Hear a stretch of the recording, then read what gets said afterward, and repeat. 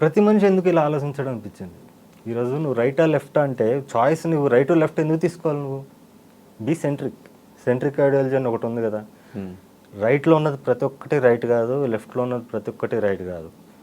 అలా రైట్లో ఉన్నది ప్రతి ఒక్కటి రాంగ్ కాదు, దీంట్లో ఉంది ప్రతి ఒక్కటి రాంగ్ కాదు. దీంట్లో మంచి ఉంది, చెడు ఉంది, దీంట్లో మంచి ఉంది, చెడు ఉంది. ప్రతి ఇజంలో కూడా నీకు హిందూయిజంలో తీసుకో, ఏదన్నా ఏ ఇజం అన్నా తీసుకో, అంబేద్కరిజం తీసుకో, ఏ ఇజంలో ఉన్నా కూడా ప్రతి దాంట్లో గుడ్ ఉంటుంది, బ్యాడ్ ఉంటుంది. ఎందుకంటే అది ఒక మనిషి వాడు రచించింది, వాళ్ళైతే వాడు సృష్టించింది, వాడు అవలంబించింది, మనం ఫాలో అవుతున్నాం.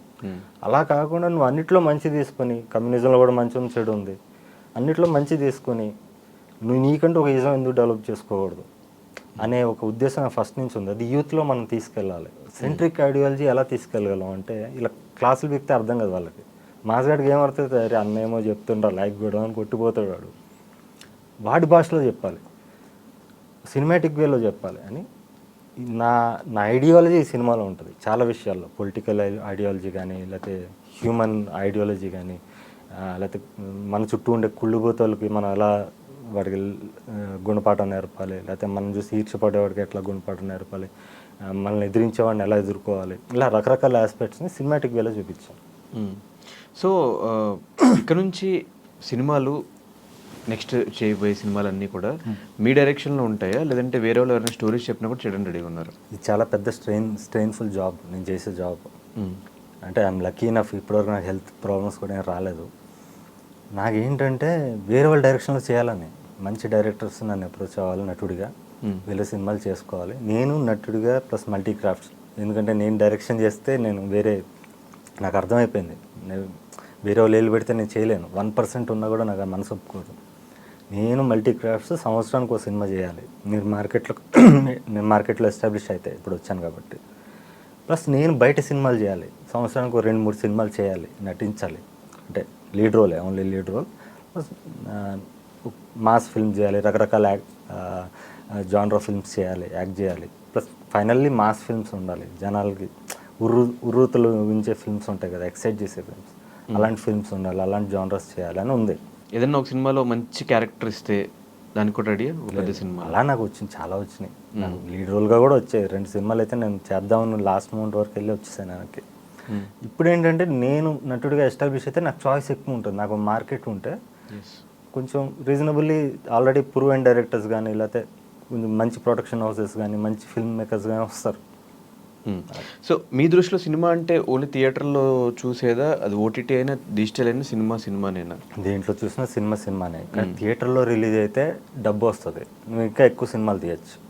అంతే తప్ప నాకు యూట్యూబ్లో ఉన్న క్రేజ్ ఇప్పుడు థియేటర్లో రిలీజ్ చేసిన అదే క్రేజ్ ఉంటుంది, రేపు ఇన్స్టాగ్రామ్లో చూసిన అదే క్రేజ్ ఉంటుంది. ఇన్ ఫ్యూచర్లో థియేటర్స్ లేకపోవచ్చు ఒక 10 years 20 years తర్వాత. సో థియేటర్ అనేది ఒక యూట్యూబ్ అనేది ఒక ప్లాట్ఫామ్. థియేటర్లో వచ్చిన ప్రతి ఒక్కటి చిరంజీవి కాదు, యూట్యూబ్లో వచ్చిన ప్రతి ఒక్కడు కూడా ఏదో టిక్టాక్ స్టార్ కాదు. అదే ప్లాట్ఫామ్. ఆ ప్లాట్ఫామ్లో సైన్స్ ఉంటుంది, ఎంటర్టైన్మెంట్ ఉంటుంది, నీకు ఫిల్మ్ మేకింగ్ ఉంటుంది, రకరకాల ఆస్పెక్ట్స్ ఉంటాయి. నా యూట్యూబ్లో నేను చూసిన ప్రతి ఒక్కడు కూడా అరే ఈ సినిమా థియేటర్లో రావాల్సిన సినిమా అని, ప్రతి సినిమా ఫీల్ అవ్వాలి అని తీసాను. వాళ్ళు అలాగే ఫీల్ అయ్యారు. ఇప్పుడు థియేటర్కి వస్తున్నాను. ఇప్పుడు ఆ కష్టం అంతా ఎలా అనిపించింది? అంటే చిన్న తో ఎప్పుడు షూట్ కావాలంటే అప్పుడు పెట్టేసుకుని అట్లా చేయడం, జర్నీ అంతా ఎలా అనిపించింది బ్రో? ఎంజాయ్ చేశాను, ఎంజాయ్ చేశాను. సేమ్ అలాగే ఉంటుంది ఇంచుమించుగా. ఇప్పుడు కూడా పెద్ద డిఫరెంట్ ఎక్విప్మెంట్ వచ్చింది. ఇప్పుడు సపోర్ట్ టెక్నీషియన్, ఇప్పుడు కెమెరామెన్, కొంచెం కెమెరా వర్క్ తగ్గిందేమో కదా? అదొక్కటే తగ్గింది. మా కెమెరామెన్ గారు స్పెషల్ థ్యాంక్స్ చెప్పాలి. 100%లో పౌర్ణమి ఇలాంటి సినిమాలు చేసిన కెమెరామెన్ ఆయన. అసలు ఆయన ఫ్యామిలీ అని చెప్పాలి నాకు. ఎందుకంటే ఈ సినిమాతో 14 years బ్యాక్ అనుకున్నాం చేయాలని కలిసి. నేను మొదటి సినిమా చేసినప్పుడు ఆయన ఇండస్ట్రీ నుంచి నాకు ఫోన్ చేసి, ఓ టెక్నీషియన్ మనం చేయాలి సరోజ్ గారు అన్నారు ఆయన. అప్పటికే ఆయన 100% లవ్ చేస్తున్నారు, పెద్ద సినిమా చేస్తున్నా కూడా ఆయన. అంటే క్రియేటర్గా ఈజ్ అ డిఫరెంట్ పర్సన్. అప్పుడే అనుకున్నాను నాకు బడ్జెట్ ఉండి నేను మళ్ళీ డిఓపి, అప్పుడే డిఓపి లేదు, నేను డిఓపిని పెట్టుకుని చేస్తే ఈయనతో చేయాలనుకున్నాను. ఆయన ఈ సినిమాకి వచ్చి ఆయన రెమ్యునరేషన్ కూడా తీసుకోకుండా, మీరు రావాలండి మెయిన్ స్ట్రీమ్కి, మీకు నేను ఎప్పుడు సపోర్ట్గా ఉంటాను, మీరు మీలాంటి క్రియేటర్ టాలెంట్ వేస్ట్ అవ్వకూడదని వెనక నిలబడి ఆయన ముందుకు తీసుకెళ్ళాడు. ఆయన ఎక్స్పీరియన్స్ కూడా చాలా యూజ్ అయింది నాకు ఈ సినిమాకి. సో ఈ మధ్యన ఈ పాన్ ఇండియా సినిమాలు ఎక్కువైపోతుంది, పాన్ ఇండియా కూడా మల్టీ లాంగ్వేజ్లో కాంటెంట్ ఇంకొంచెం ఎక్కువ మందికి చెప్పాలి అని చెప్పేసి. సో మంచి కంటెంట్ మీరు తీసుకున్నప్పుడు ఈ సబ్జెక్ట్తో ఏమన్నా అలాంటి ప్లాన్స్ ఏమైనా చేయాలనుకున్నారా స్టార్టింగ్? నేను అదే తమిళ్ తెలుగు అనుకున్నాను. ఇది అంటే తమిళ్లో నాకు ఆల్రెడీ మాంగళ్యం కూడా రీచ్ అయింది. సో ఒక సెక్షన్ ఆఫ్ ఆడియన్స్ ఉన్నారు. బట్ అదే ఇది ఫస్ట్ ఇప్పుడు తెలుగు చేద్దాం, ఇంట గెలిచి రచ్చ గెలుద్దాము, కంగారు వద్దు. దీని తర్వాత ఇమీడియట్గా తమిళ్ చేద్దాం అనుకుంటున్నా థియేటర్కల్. వితిన్ 2-3 వీక్స్లో 1 వీక్ చాలు తమిళ్ డబ్బింగ్.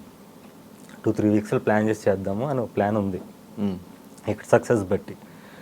ప్లస్ ఓటీటీలో అలాగ మల్టీ లింగ్వెల్ కదా ఫ్యూచర్లో మనం ఓటీటీకి ఇచ్చాం. సో ఆ నిర్బంధం అవంతా ఎందుకు ట్రై చేయలేదు బ్రో? మల్టీ లాంగ్వేజ్లో అంటే హిందీ కానీ కన్నడ కానీ ఆ లాంగ్వేజ్లో మంచి సబ్జెక్ట్ అది, ఎక్కడ రిలీజ్ చేసినా మంచి రీచ్ ఉండే టాపిక్స్ అదే అప్పుడు కుదరలేదు. ఫ్యూచర్లో చేయాలి ఇంకా ఫ్యూచర్లో చూద్దాం. ఇంకా వాటిని అదే నేను అవి ఏంటంటే ఇవన్నీ నిర్బంధం ఇవన్నీ కూడా అప్పుడు నాకు అప్పటికప్పుడు అనిపించింది నేను తీసాను. అంటే ఒక సామాన్యుడికి అనిపించినవన్నీ నేను సినిమాగా తీసాను అప్పుడు.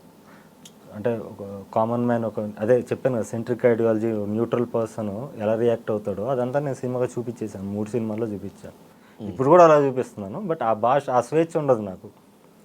ఆ స్వేచ్ఛ లేకపోయినా పర్లేదు, ఎందుకంటే ఇదే నా బెస్ట్ అని ఇందాక అది కూడా చెప్పాను, క్లారిటీ ఇచ్చాను. సో ఆ నిర్బంధం 1-2 అనేవి నేను అంత సీరియస్ తీసుకోలేదు. మాంగళ్యంకి వచ్చేసరికి దీన్ని ఇంకా ప్రమోట్ చేద్దాం, అది యూత్కి బాగా రీచ్ అవుద్ది అని చేశాను. అలాగే రీచ్ అయింది కూడా ఇది. కంపారిటివ్లో ఇంకా రీచ్ అవ్వాల ఇంత ఒక సెక్షన్ ఆఫ్ పీపుల్ కోసమే. సో ఇది ఏ టార్గెటెడ్ ఆడియన్స్? ఇది మొత్తం పిల్లా పాపలతో అవ్వాతాతలతో కూడా చూడాలి సినిమా. మీ నాయనమ్మ తాతయ్యల ఇంట్లో పెద్దవాళ్ళు ఉంటే కూడా వాళ్ళు కూడా ఎంజాయ్ చేస్తారు ఈ ఫిల్మ్ చూసి. సో క్రికెటే ఎందుకు తీసుకున్నారు అంటే ప్లాట్గా? అది కూడా మంచి క్వశ్చన్. అది అసలు ఇందులో క్రికెట్ అనేది పెద్ద డీప్గా ఉండదు. చాలామంది ఇది క్రికెట్ గురించి ఏమో అనుకుంటారు, క్రికెట్ తెలియని వాళ్ళు. అసలు క్రికెట్ తెలియని వాళ్ళకి కూడా బాగా నచ్చుతుంది. క్రికెట్ కాదు ఇందులో, క్రికెట్లో ఉండే ఎమోషన్, వాళ్ళ మధ్య కాన్వర్జేషన్స్ ఉన్నాయి కదా, ఈ టీజర్లో కూడా చూస్తుంటారు.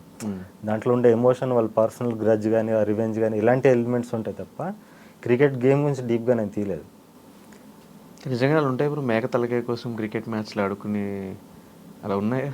అదే ఊహ, చందమామ కథ రియలిస్టిక్గా మన ఇంటి చుట్టుపక్కల. అదే నీకు ఆ డౌట్ వచ్చింది కదా, ఆ డౌట్ వచ్చిందంటేనే బెట్టింగ్స్ ఓకే, బాల్ నువ్వు కొను, బ్యాట్ నేను తీసుకోవచ్చు, ఇదంతా ఓకే, కానీ మేక తలకాయ కోసం అదే దానికి ఒక రీజన్ ఉంటుంది. సినిమా చూస్తే అర్థం అవుతుంది, దానికి ఒక రీజన్ ఉంటుంది, అది ఎందుకు అనేది అర్థం. సో ఈ నెపోటిజం నమ్ముతావు బ్రో? దాని మీద ఒపీనియన్ ఏంటి? అది చెప్పాను, nepotism is there, it will be there. అది ఎప్పటికీ మనం దాన్ని ఆపలేము. నేను నెపోటిజం ఉండడం అనేది తప్పని నేను ఎప్పుడు అన్నాను. బట్ హెల్తీగా ఉండాలి, అవతల రూమ్ ఇవ్వాలి, నువ్వు స్పేస్ ఇవ్వాలి. స్పేస్ ఇవ్వకపోయినా పర్లేదు, గుర్తించాలి.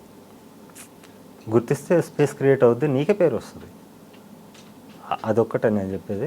నెపోటిజం అంటే ఇప్పుడు అల్లు అర్జున్, రామ్ చరణ్ వీళ్ళు ఉన్నారు, వాళ్ళు కూడా నేను ఎంత స్ట్రగుల్ అనిపించాను వాళ్ళు కూడా సైకలాజికల్ అనిపించే ఉంటారు. వాళ్ళు ఎంత బుల్లింగ్గా జరిగి ఉంటుంది వాళ్ళకి చిన్నప్పటి నుంచి. ఫాదర్తో కంపారిజన్ వస్తుంది, ఇతనితో అతనికి కంపారిజన్ వస్తుంది. నువ్వు అందంగా లేవంటారు, నువ్వు ఇది లేవంటారు, నువ్వు ఫాదర్ లాగా act చేయలేమంటారు.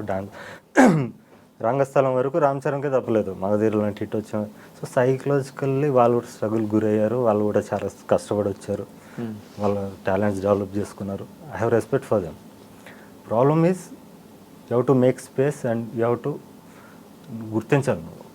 You have to identify talent and గుర్తించి నువ్వు నలుగురు చెప్పడం వల్ల నీ స్థాయి పెరుగుతుంది. కానీ అర్థం కాదు, ఆ స్పేస్ లేనందుకు, ఆ రూమ్ లేనందుకు, ఓటీటీలో కానీ ఎక్కడ కానీ.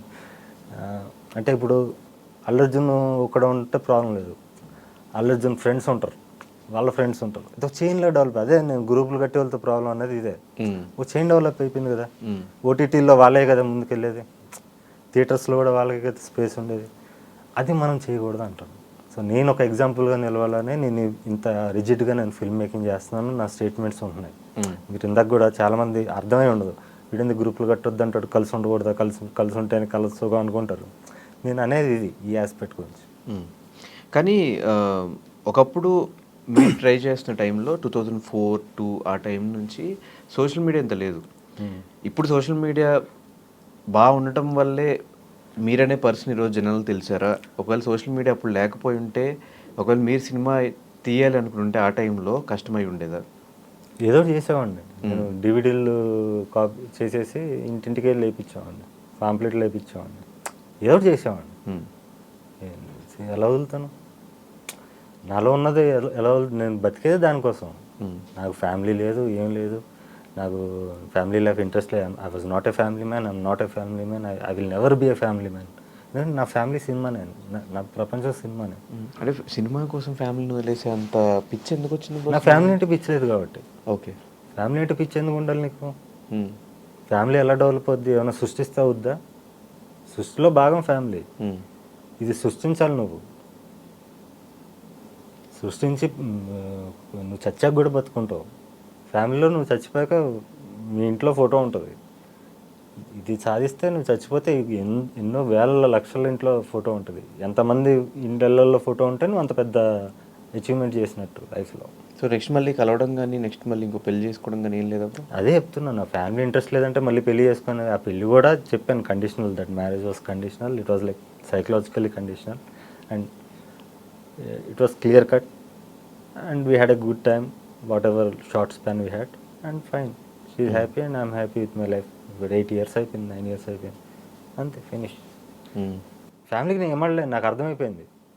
సో అది కూడా ప్రయోగంలో చేయలేదు. ఆమె సిచ్యువేషన్లో ఉంది, ఆమె కావాలనుకుంటుంది, మనకు కూడా నచ్చింది, సింక్ అవుద్ది అనుకున్నాం, వర్కౌట్ అవ్వలేదు, బయటకు వచ్చేసాం, అయిపోయింది మెచ్యూర్గా.